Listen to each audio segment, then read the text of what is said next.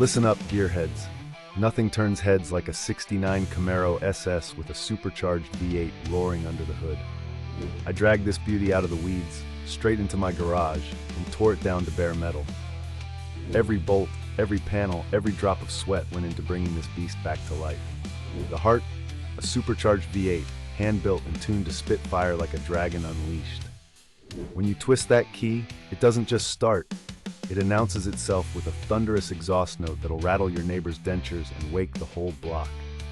Chrome valve covers gleaming like trophies, fat tires gripping the asphalt, and paint so shiny you'll need shades just to look at it. I don't care if it's Ford, Chevy, or Chrysler.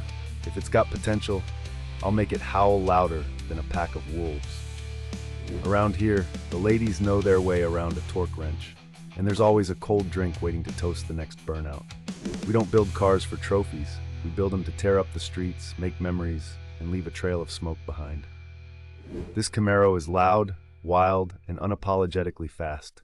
Pure muscle and attitude. Think your ride could outrun this monster? Drop your dream build in the comments, and let's see if you've got what it takes.